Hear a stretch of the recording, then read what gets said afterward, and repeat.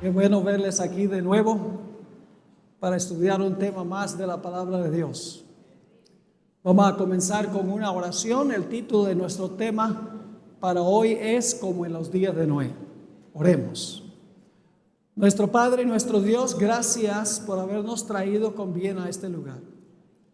Gracias porque tenemos tu palabra, una guía segura en un mundo que parece andar sin rumbo.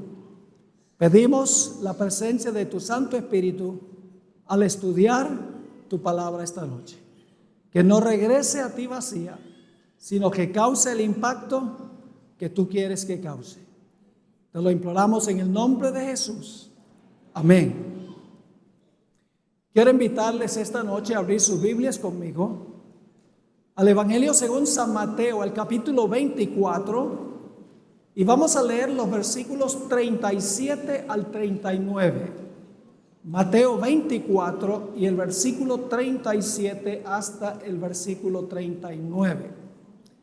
En nuestro tema de ayer estudiamos en cuanto a la destrucción de Sodoma y Gomorra. Y nos dimos cuenta que la destrucción de las ciudades de la llanura representa una destrucción mayor cuando Cristo venga por segunda vez. El tema que vamos a estudiar esta noche es similar al que estudiamos anoche, solo que no vamos a hablar de Sodoma y Gomorra, sino que vamos a hablar del diluvio. Leo empezando el versículo 37. Mas como en los días de Noé, así será la venida del Hijo del Hombre. Esa es tipología. Como fue allá, será en el futuro. Versículo 38. Porque como en los días antes del diluvio, estaban comiendo y bebiendo, casándose y dando en casamiento, hasta el día en que Noé entró en el arca. Y no entendieron hasta que vino el diluvio y se los llevó a todos. Así será también la venida del Hijo del Hombre. Lo que ocurrió en los días de Noé ocurrirá de nuevo hacia el final de la historia. Es lo que se llama tipología. Lo que sucedió en el pasado ocurrirá en el futuro también. Ahora, para entender lo que vamos a estudiar, tenemos que regresar al libro de Génesis, porque allí es que se relata la historia del diluvio a la cual se refirió el Señor Jesús. Así que regresemos a Génesis, el capítulo 6, y estudiemos primero lo que ocurrió en el pasado y luego vamos a analizar algunos aspectos en cuanto a lo que va a ocurrir en el futuro. Vamos a leer Génesis 6 y el versículo 5, y después de eso vamos a leer los versículos 11 y 12. Dice allí: y vio Jehová que la maldad de los hombres era mucha en la tierra, y que todo designio de los pensamientos del corazón de ellos era de continuo solamente el mal. Parecido a Sodoma y Gomorra, ¿verdad? Según notamos en nuestro estudio de ayer, fíjense las expresiones. La maldad era mucha. Todo designio de los pensamientos del corazón de ellos era de continuo solamente el mal. Ahora es importante notar que los pensamientos eran inicuos, según dice aquí. Pero el pensar mal lleva a actuar mal. Y por eso en los versículos 11 y 12 encontramos el fruto de los malos pensamientos que tenían los antediluvianos. Dice allí en el versículo 11: y se corrompió la tierra delante de Dios, y estaba la tierra llena de violencia. Y miró Dios la tierra, y he aquí que estaba corrompida, porque toda carne había corrompido su camino sobre la tierra. Cuando la Biblia usa la palabra camino, simbólicamente está hablando de conducta, es decir, el diario caminar. Así que aquí dice se corrompió la tierra delante de Dios, llena de violencia, estaba corrompida, repite de nuevo, toda carne había corrompido su camino o su conducta sobre la tierra. Ahora, la pregunta clave es, ¿cómo es que el mundo pudo llegar a esta condición en solo aproximadamente 1500 años desde la creación, cuando Dios creó un mundo absolutamente perfecto? Para contestar esta pregunta necesitamos ir a los 2 capítulos que aparecen antes del capítulo 6. En el capítulo 4 de Génesis encontramos la genealogía de Caín, es decir, la lista de descendientes de Caín. Esos son los impíos, porque Caín era malo, según 1 de Juan 3:12. Luego, en el capítulo 5 de Génesis, tenemos el linaje de Set, que es el linaje de los justos. Es decir, en el capítulo 4, el linaje de los impíos. En el capítulo 5, el linaje de los justos. Y luego tenemos en Génesis 6, lo que sucedió. Era el plan de Dios que los justos se mantuvieran separados de los injustos. Pero lamentablemente la Biblia dice que los justos empezaron a entremezclarse con los injustos. Noten Génesis 6, 1 y 2. Aconteció que cuando comenzaron los hombres a multiplicarse sobre la faz de la tierra y les nacieron hijas, viendo los hijos de Dios, que son los descendientes de Set, el linaje de los justos, viendo los hijos de Dios, que las hijas de los hombres, 3 mujeres inicuas se mencionan en el linaje de Caín, dice, vieron los hijos de Dios que las hijas de los hombres eran hermosas y tomaron para sí mujeres, escogiendo entre todas. La razón por la cual el mundo llegó a la condición en la cual estaba, donde había muy pocos justos, es porque los fieles de Dios se casaron y se relacionaron con las mujeres infieles del linaje de Caín. Por eso el apóstol Pablo dijo, no os unáis en yugo desigual con los incrédulos, porque últimamente lo que sucede no es que los incrédulos se vuelven crédulos, sino que los crédulos se vuelven incrédulos. Pero gracias a Dios había un remanente fiel en ese mundo.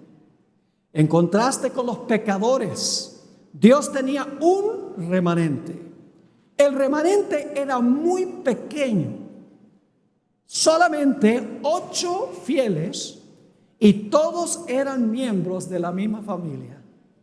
No cabe duda que cuando vino el diluvio había millones de personas en el planeta Tierra, porque habían pasado 1656 años desde la creación, en un mundo a donde no había prácticamente enfermedad, en un mundo donde no había escasez de recursos naturales, en un mundo donde los hombres vivían hasta tener casi 1000 años. ¿Cuántos hijos puede tener un hombre de 1000 años? Bueno, 969 fue el que más vivió. Estoy redondeando el número. Te dicen, bueno, los hombres no tienen hijos, pero sí cooperan, ¿verdad que sí? Ahora, si los hombres vivían esa cantidad de tiempo, indudablemente las mujeres también eran muy longevas. Es decir, que en ese mundo no cabe duda que había millones de personas. Y sin embargo, la Biblia nos dice que solamente había 8 fieles. Y más específicamente dice que Dios halló a uno justo. A veces pensamos que las mayorías están con Dios. Decimos, oh, las iglesias grandes están. Dios está con las iglesias grandes, con la mucha gente. Pero si ustedes miran la historia de la Biblia, el remanente pequeño siempre ha estado del lado de Dios, no la mayoría. La mayoría generalmente está equivocada. Vamos a leer en cuanto a ese remanente fiel. En Génesis 6:9 y luego vamos a leer el capítulo 7 y el versículo 1. Génesis 6, 9 nos dice lo siguiente: estas son las generaciones de Noé. Noé, varón que justo, era que más perfecto en sus generaciones, con Dios caminó Noé. Y el capítulo 7 y el versículo 1 básicamente dice lo mismo. Dijo luego Jehová a Noé: entra tú y toda tu casa en el arca, porque a ti he visto que justo delante de mí en esta generación. Así que el relato bíblico nos dice que había uno justo, y como la cabeza de la familia representaba a toda la familia, Noé y su familia estaban entre los justos. Así que por causa de la maldad de esa sociedad, donde habían disminuido los fieles hasta un pequeño remanente, Dios decidió que había llegado el momento de limpiar la tierra del pecado y de los pecadores. Pero antes que Dios destruyera el mundo y a los pecadores, Dios dio un periodo de oportunidad o de gracia. Génesis 6 y el versículo 3 nos dicen cuánto tiempo duró ese periodo que Dios estableció de oportunidad para salvarse. Dice allí en Génesis 6, 3: y dijo Jehová: no contenderá mi espíritu con el hombre para siempre. Es decir, la paciencia de Dios tiene límite. La misericordia de Dios tiene límite. Lo vemos en esta historia del diluvio. Porque dice: no contenderá mi espíritu con el hombre para siempre. Porque ciertamente él es carne. Mas serán sus días, ¿cuánto? 120 años. Así que Dios dijo: le voy a dar a esta civilización 120 años de misericordia y de gracia para que se arrepientan y cambien sus caminos. Pero ¿cómo sabría esa gente que Dios le iba a dar ese periodo si no había quien predicara ese mensaje? Así que Dios levantó a este hombre fiel, a Noé, para que predicara el mensaje a esa sociedad antediluviana. Ahora, en Génesis no dice que Noé predicó, pero vamos al Nuevo Testamento y allí sí dice que Dios llamó a Noé para predicar y amonestar al mundo. Segunda de Pedro, el capítulo 2 y el versículo 5. Segunda de Pedro 2 y el versículo 5 nos dice que Dios llamó a Noé para advertirle al mundo que Dios les daba 120 años de misericordia. Dice allí en segunda de Pedro 2:5: y si no perdonó al mundo antiguo, sino que guardó a Noé. ¿Y qué fue Noé? Pregonero. ¿Qué es un pregonero? Es un predicador, ¿verdad? Pregonero ¿de qué? De justicia, con otras 7 personas, trayendo el diluvio sobre el mundo de los impíos.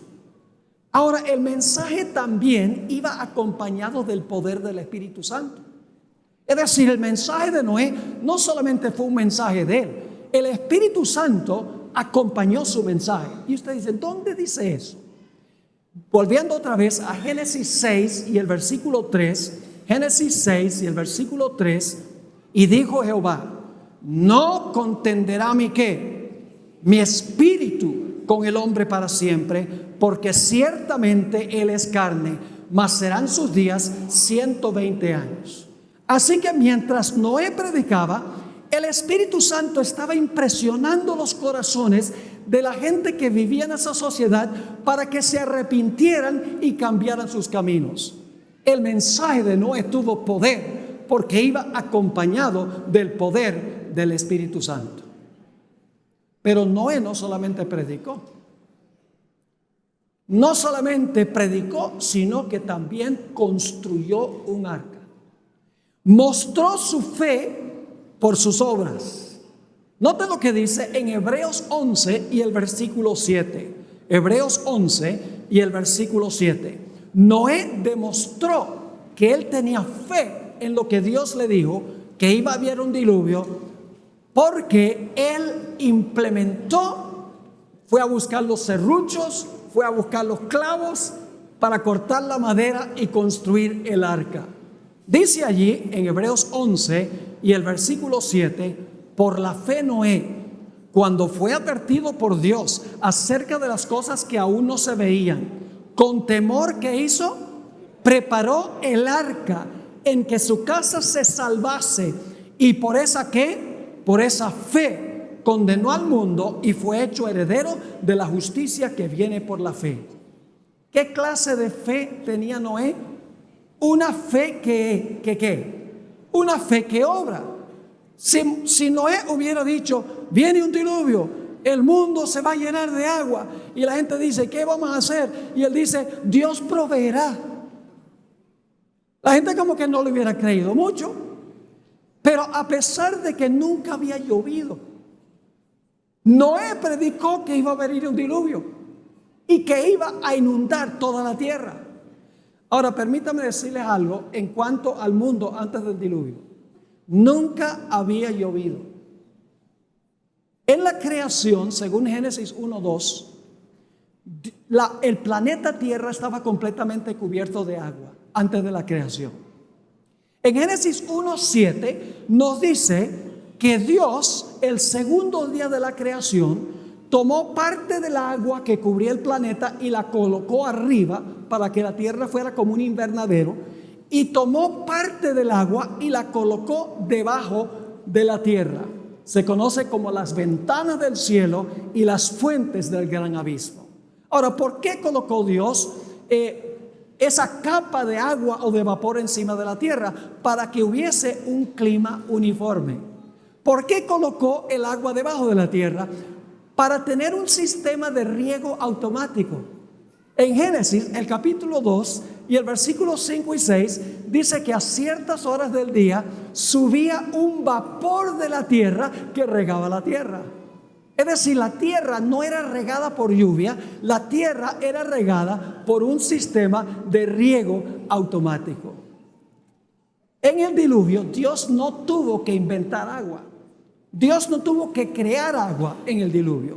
Lo único que tuvo que hacer Dios es hacer caer el agua que estaba arriba y traer hacia arriba el agua que estaba abajo para inundar el planeta como había sido antes de la semana de la creación. Así que ustedes pueden imaginarse Noé. La gente pensaba que estaba loco, diciéndole a la gente, oigan, el mundo va a ser destruido por un diluvio. Y la gente dice, esa palabra no está en nuestro vocabulario. Esa palabra no está en el diccionario. ¿Qué significa? Significa que Dios va a llenar el mundo de agua como estaba antes de la creación. Dicen ellos, qué ridículo. Si nunca ha llovido. La forma en que se riega la tierra es que sube un vapor de la tierra. Noé, tú estás loco. Lo que estaba diciendo Noé era anticientífico, antirracional, antihistórico. Y sin embargo, Noé mostró su fe. No solo predicó que venía un diluvio, sino que construyó un arca en tierra seca, porque demostró que creía que venía un diluvio como Dios había dicho. Así que Noé predicó por 120 años. Llegó hacia el final de los 20 años. Y Dios hizo un gran milagro cuando Noé terminó de construir el arca. En Génesis 7 y el versículo 15 y 16, Génesis 7 y el versículo 15 y 16, nos dice que Dios le mandó a los animales que vinieran de dos en dos a Noé, quien estaba en el arca. La versión de Hollywood no funciona. En la versión de Hollywood, los hijos de Noé tienen sogas en los animales y están arrastrando a los animales para meterlos en el arca. Pero note lo que dice la Biblia en cuanto a los animales. Dice en el versículo 15, vinieron pues con Noé al arca, de dos en dos, de toda carne en que había espíritu de vida. Y los que vinieron, macho y hembra de toda carne, vinieron como le había mandado Dios. Imagínense, los animales obedecieron a Dios y los seres humanos no. Así que una vez que entraron todos los animales en el arca, Noé se paró en la puerta del arca e hizo un último llamado a esa civilización.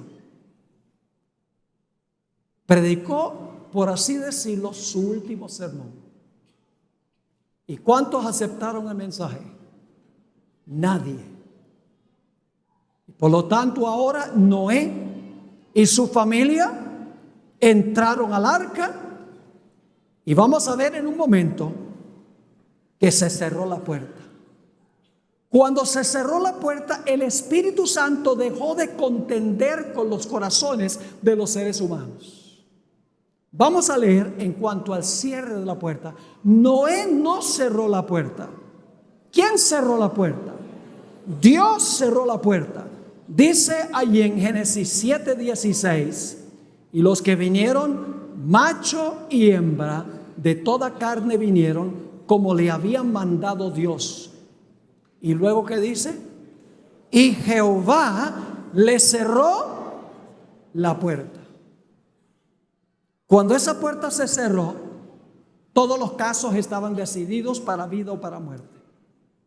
Los que estaban dentro del arca estaban salvos, los que estaban fuera del arca estaban perdidos. No había forma de cambiar de lado. El destino de cada uno estaba ya fijo.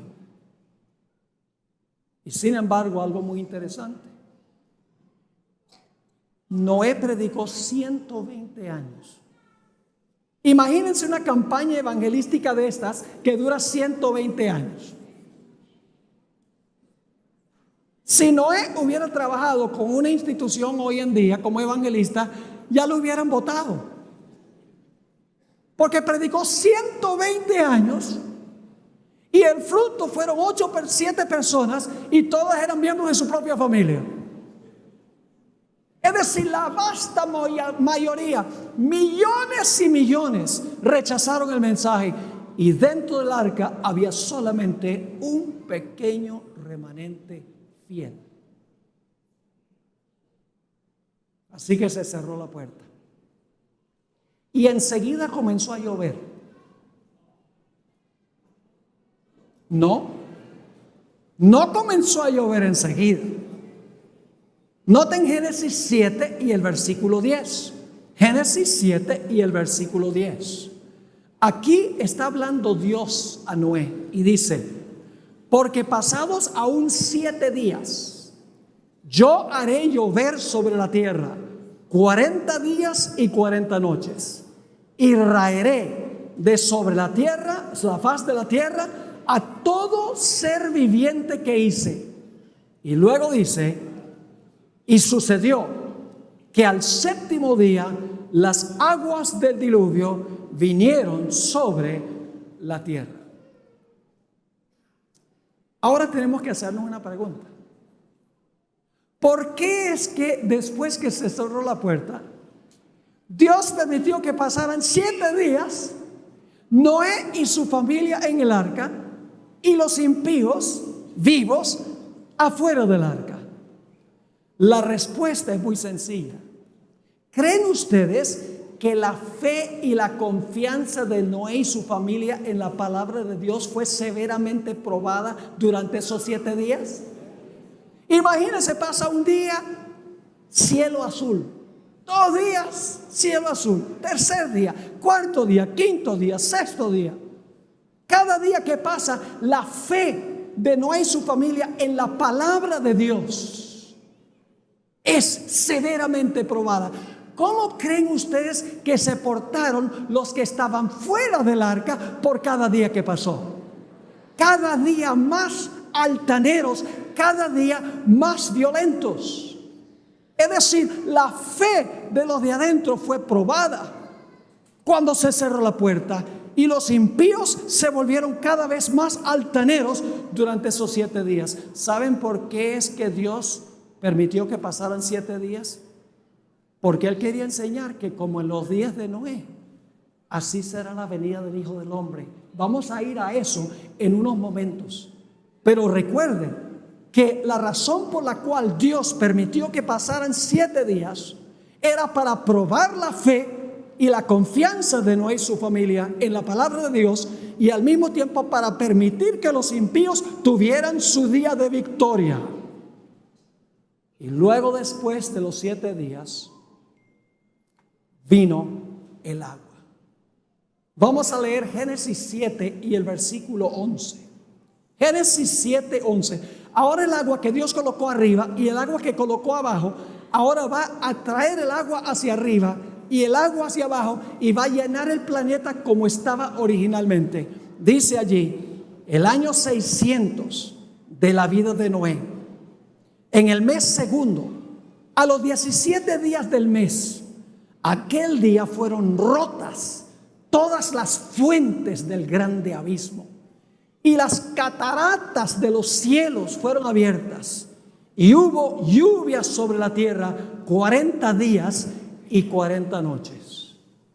Y en el versículo 23 nos dice, así fue destruido todo ser que vivía sobre la faz de la tierra, desde el hombre hasta la bestia, los reptiles y las aves del cielo, y fueron raídos de la tierra, y quedó solamente Noé y los que con él estaban en el arca. Es muy difícil para nosotros imaginarnos cómo habrá sido cuando se rompieron las fuentes del abismo y las cataratas de los cielos. Hubo un desastre en el año 2011 que nos da una pequeña ilustración en miniatura cómo habrá sido globalmente. ¿Recuerdan ustedes el terremoto y el tsunami que hubo en Minato, Japón, en el año 2011?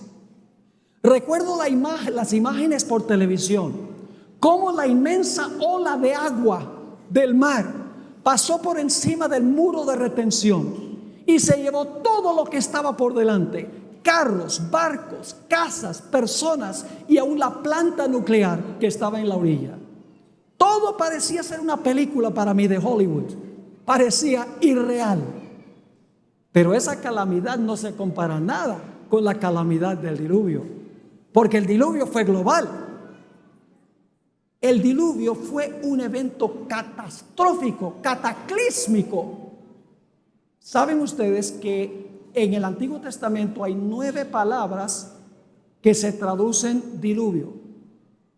En el Nuevo Testamento hay 3 palabras que se traducen diluvio, palabras distintas. Pero cuando se trata del diluvio en los días de Noé, se usa una palabra exclusivamente para ese diluvio en el Antiguo Testamento, la palabra Mabul, es decir, está en una categoría especial.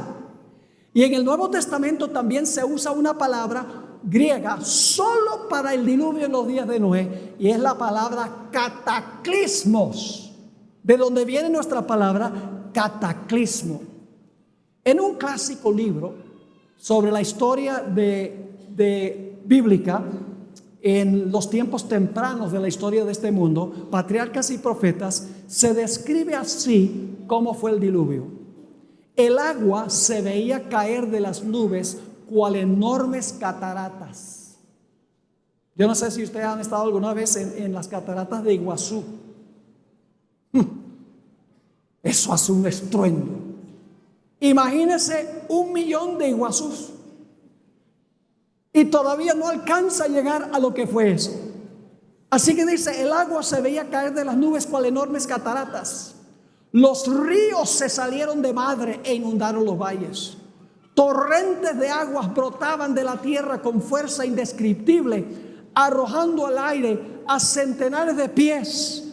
La persona que está escribiendo en inglés, a centenares de pies, macizas rocas que al caer se sepultaban profundamente en el suelo, como el peñol. Sigue diciendo, a medida que la violencia de la tempestad aumentaba, árboles, edificios, rocas y tierra eran lanzados en todas direcciones. El terror de los hombres y los animales era indescriptible. Por encima del rugido de la tempestad podían escucharse los lamentos de un pueblo que había despreciado la autoridad de Dios. La gente se pregunta, ¿qué sucedió con Satanás en el diluvio? ¿Dónde estaba Satanás en el diluvio? Bueno, ¿qué hizo el diluvio?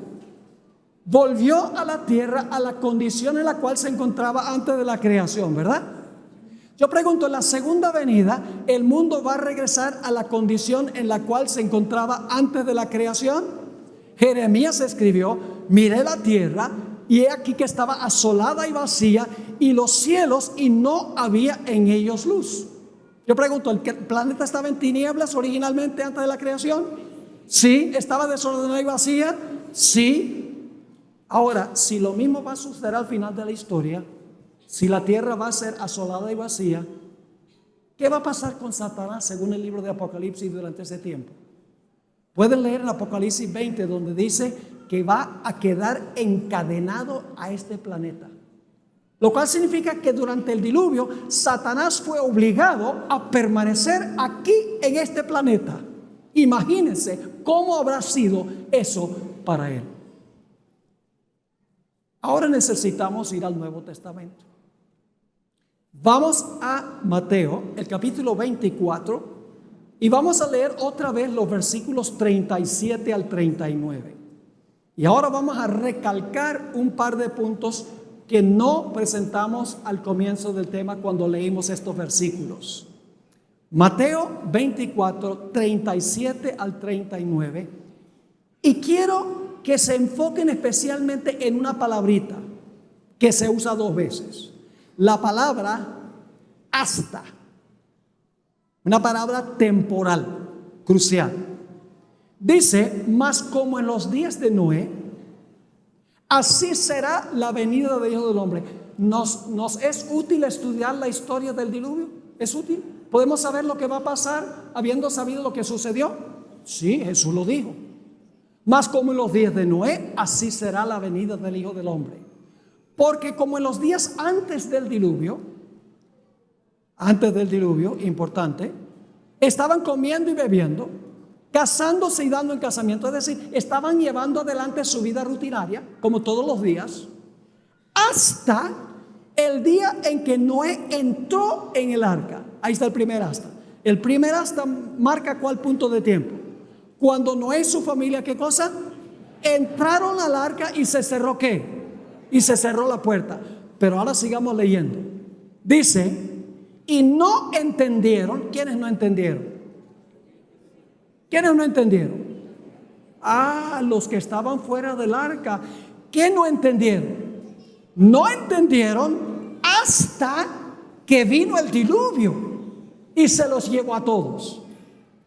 ¿Qué no entendieron los que estaban fuera del arca hasta que vino el diluvio? No entendieron que estaban ¿qué? Perdidos. Jesús está diciendo aquí que en relación con su segunda venida, la puerta se va a cerrar, luego va a haber un periodo y entonces viene la destrucción.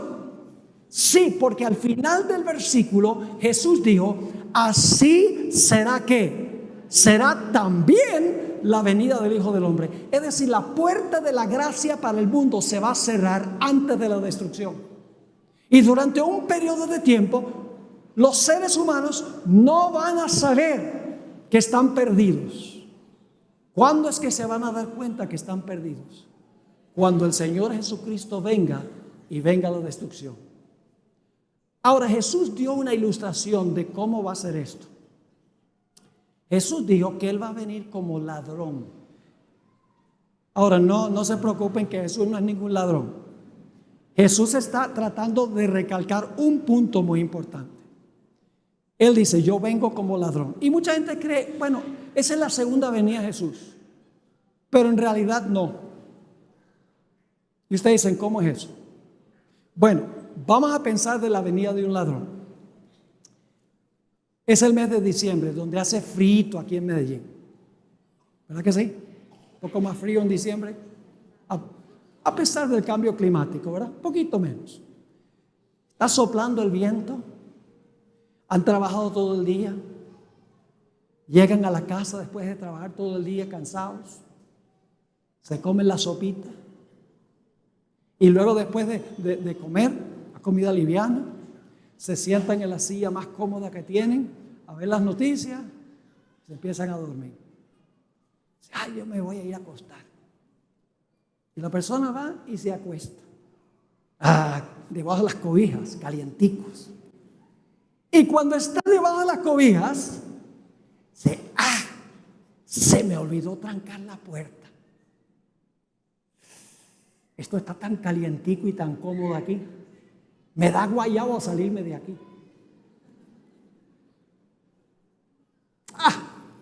Yo llevo viviendo 25 años en esta casa y nunca ha venido el ladrón. Y la persona se queda en la cama y esa noche llega el ladrón. A medianoche. ¿Y la gente en la casa qué está haciendo? Todos están durmiendo. Y el ladrón entra a la casa, se roba el televisor, el iPad, la computadora, el dinero, todo lo que consigue y se va. Los que están en la casa entendieron que llegó el ladrón. No entendieron que llegó el ladrón. ¿Por qué? Porque estaban dormidos. Por eso Jesús dijo, velad. Porque no saben cuándo la puerta se va a cerrar.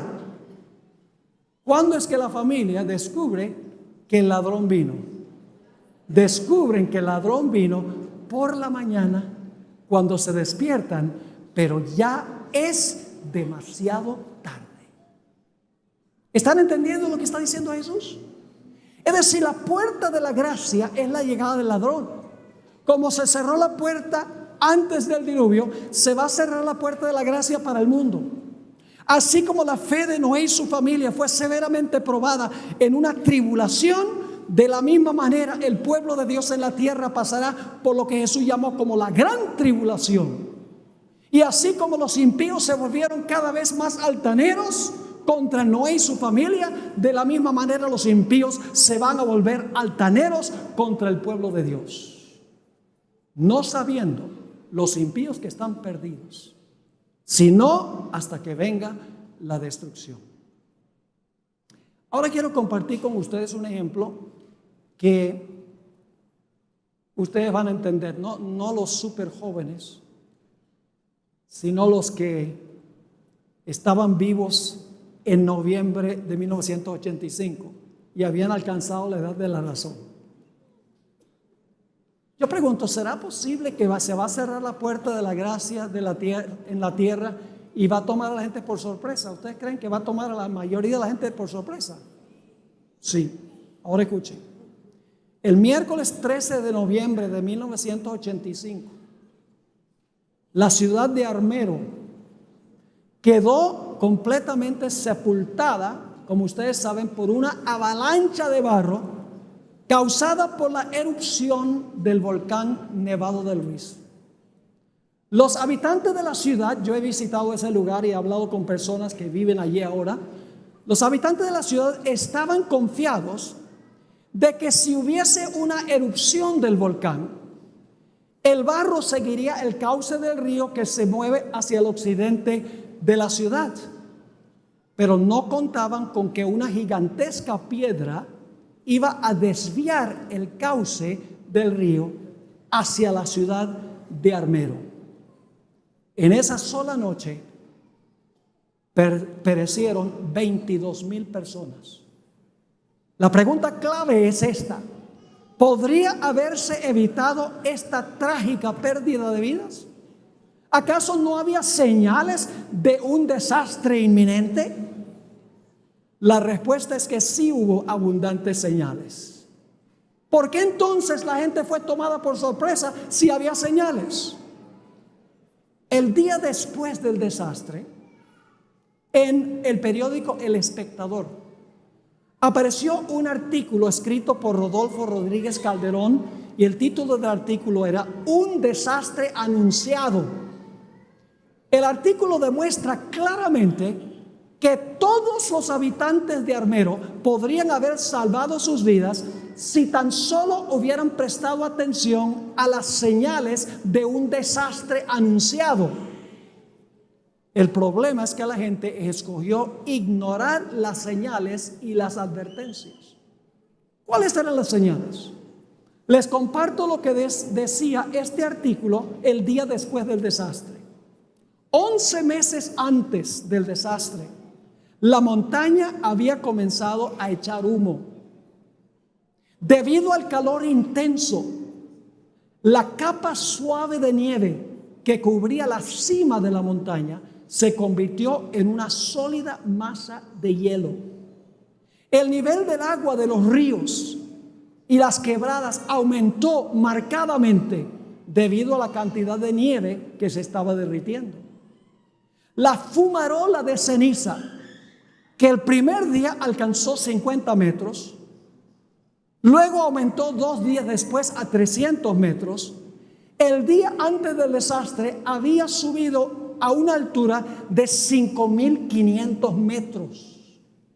El 11 de septiembre la tierra comenzó a temblar en una intensidad de 3 en la escala de Mercalli. En ciertas ocasiones los que sobrevivieron dijeron que podían escuchar el rugido de la montaña. Las autoridades tuvieron que cerrar las carreteras porque habían deslices de barro que no permitían transitarlas. Los que sobrevivieron afirmaron que no era posible mantener las casas y los muebles limpios. Estaban todo el tiempo llenos de arcilla. La gente podía sentir el olor de azufre en el aire. La noche del desastre hubo una lluvia torrencial con un viento de la intensidad de un huracán.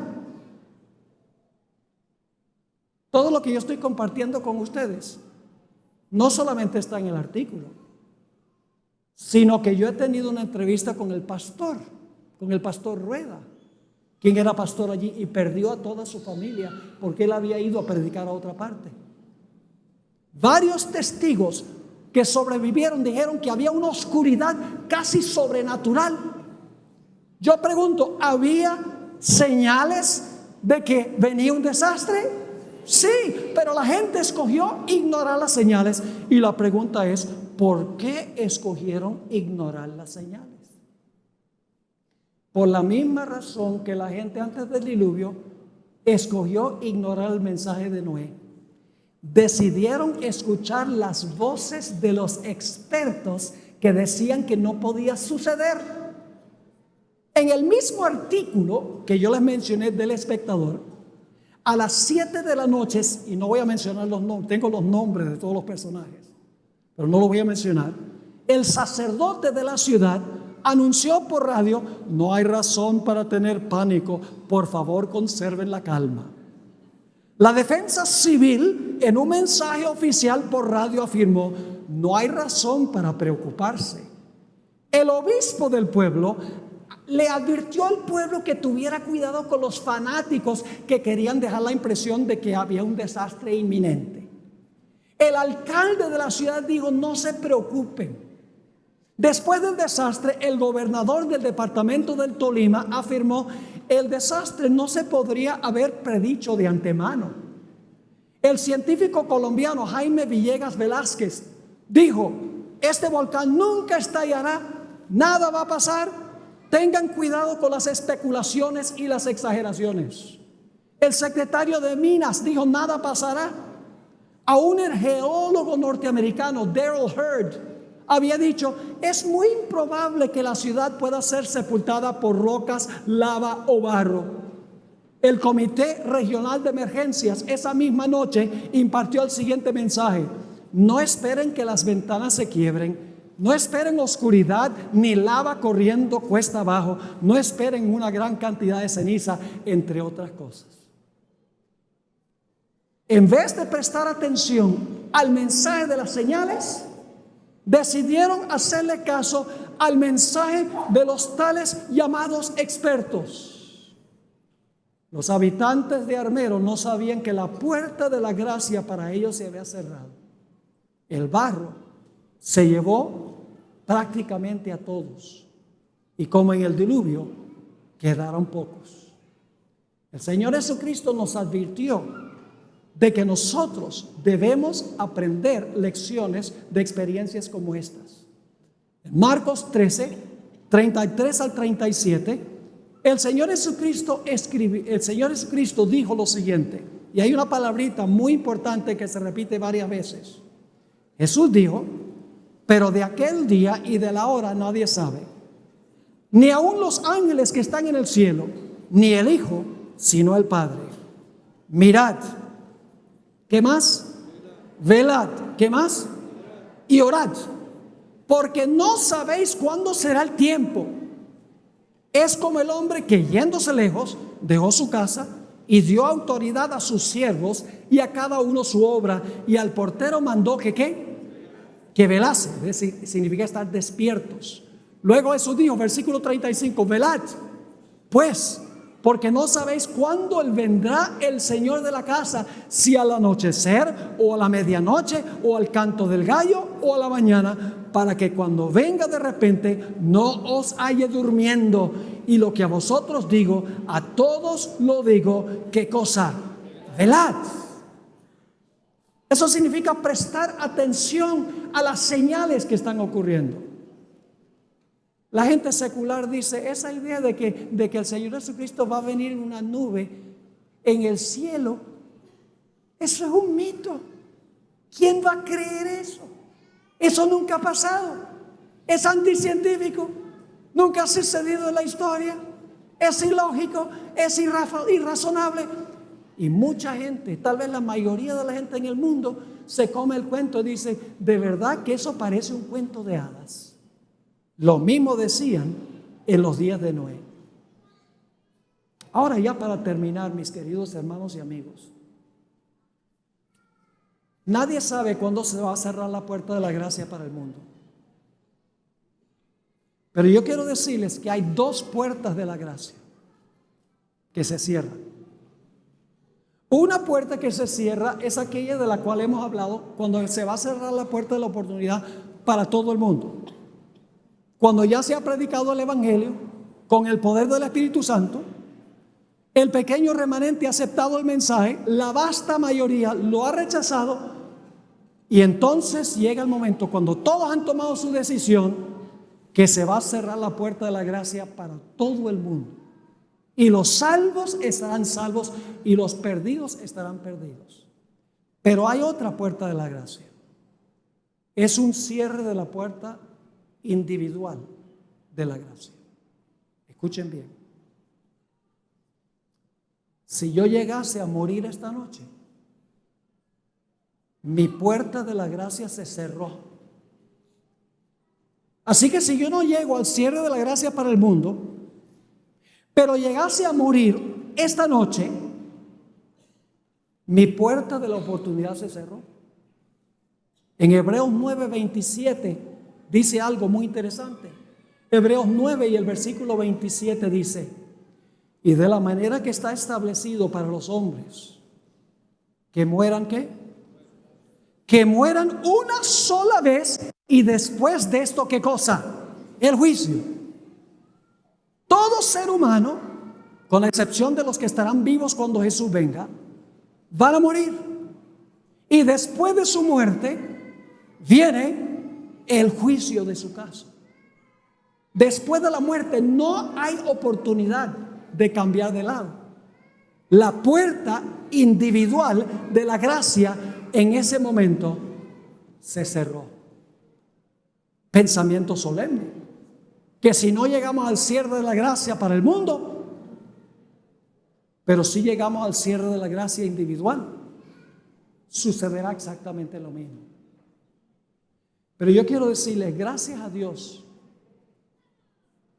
que Dios nos ha dado un camino de escape, que si nosotros llegásemos a morir, podemos estar absolutamente seguros.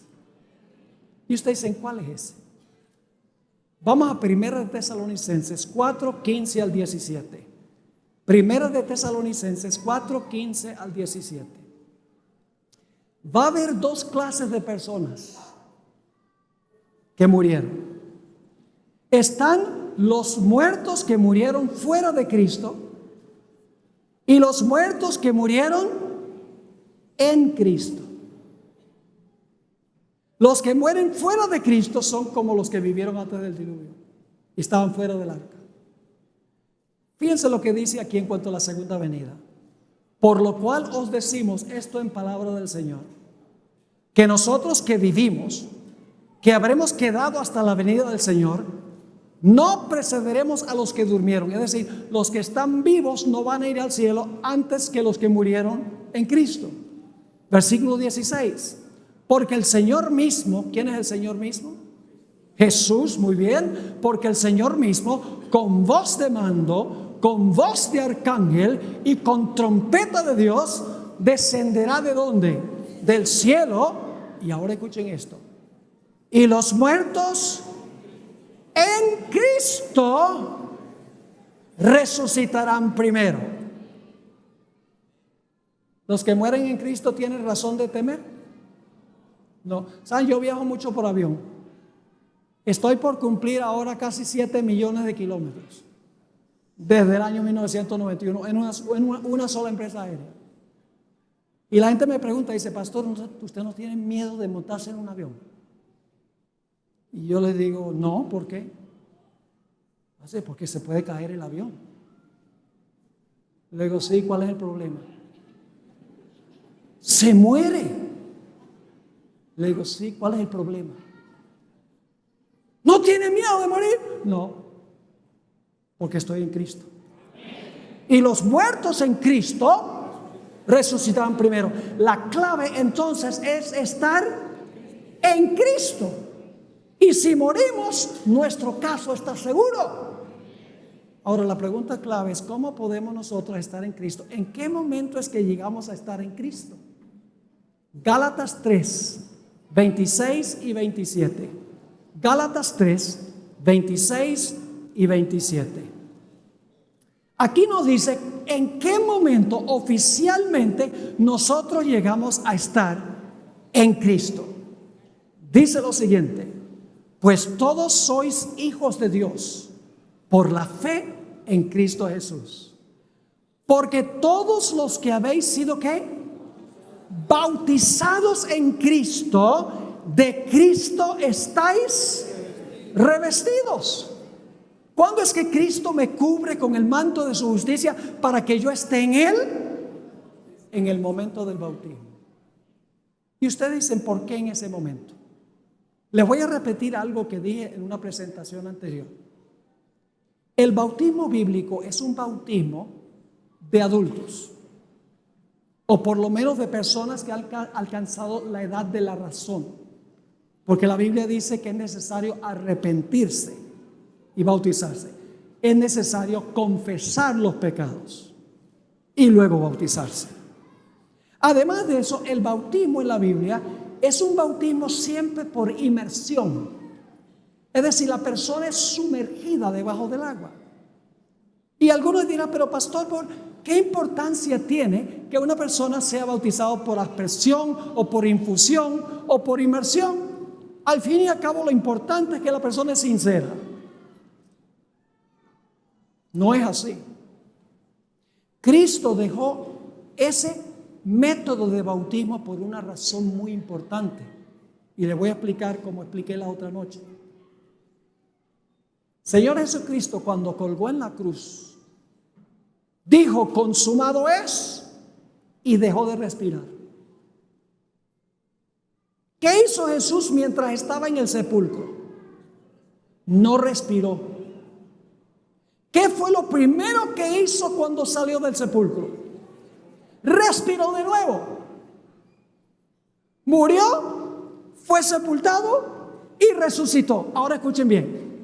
Cuando una persona se bautiza por inmersión, sumergido debajo del agua, en miniatura está repitiendo la experiencia de Jesús. Porque antes de que el pastor ponga al candidato debajo del agua, él dice, yo te bautizo en el nombre del Padre, el Hijo y el Espíritu Santo, que es lo último que hace el candidato antes que el pastor sumerja a esa persona. Deja de respirar. ¿Y qué hace mientras está debajo del agua? No respira. ¿Y qué es lo primero que hace cuando sale? Respira de nuevo. Está incorporándose en Jesús. En miniatura está siendo incluido en Cristo Jesús. Y si esa persona llegase a morir, está en Cristo. y no tiene nada que temer. Y eso se aplica también a los que estarán vivos cuando Jesús venga. Ahora, yo sé que hay muchas personas aquí que no han pasado por esta gloriosa experiencia, la experiencia del bautismo. Y a veces yo digo, ¿por qué razón hay que rogarle a la gente que tome su decisión de bautizarse? Si es el más grande privilegio que uno puede tener, ser sepultado con Cristo, incluido con Cristo, estar en Cristo. ¿Qué cosa más importante puede haber que esa? Por eso cuando Pedro predicó su sermón el día del Pentecostés, ni siquiera tuvo que hacer un llamado, porque la Biblia dice que 3,000 individuos vinieron y dijeron, bueno, Pedro, ¿qué tenemos que hacer? Y Pedro les dijo, arrepiéntanse y bautícese cada uno de ustedes en el nombre de Jesús para perdón de los pecados y recibiréis el Espíritu Santo. Imagínense qué bendiciones, perdón de los pecados y además de eso recibir el Espíritu Santo en la vida para vivir una vida semejante a la de Jesús. Ahora yo pregunto en esta noche, yo sé que muchos aquí se están preparando para bautizarse y quiero invitarles que ustedes también se coloquen de pie si han tomado la decisión. ¿Cuántos de los que están aquí esta noche que todavía no han sido bautizados o se han extraviado del Señor y dicen, yo necesito renovar mis votos con Jesús? ¿Cuántos quieren decir, yo quiero pasar por esa gloriosa experiencia del bautismo? ¿Quieren levantar la mano? Por favor, pónganse de pie. Yo voy a orar por ustedes. Mejor dicho, vengan aquí adelante. Los que están parándose, vengan aquí adelante. Yo voy a orar por ustedes.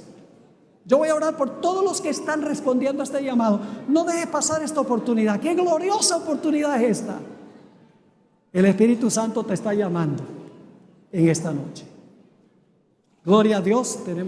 Acérquense aquí porque queremos que todos estén aquí cerquita en la plataforma. Tenemos también personas que están en el auditorio. Quiero invitar a los que están en el auditorio que por favor, si pueden movilizarse acá y unirse a este grupo, sería maravilloso. Y tenemos también personas en la cancha. No sé si pueden venir rápidamente también los que están en la cancha. Les invitamos a que se unan a este grupo que tenemos aquí en la plataforma. Por favor, vengan. Los niños que han alcanzado la edad de entender lo que significa entregarse a Jesús también pueden venir. Los jóvenes pueden venir.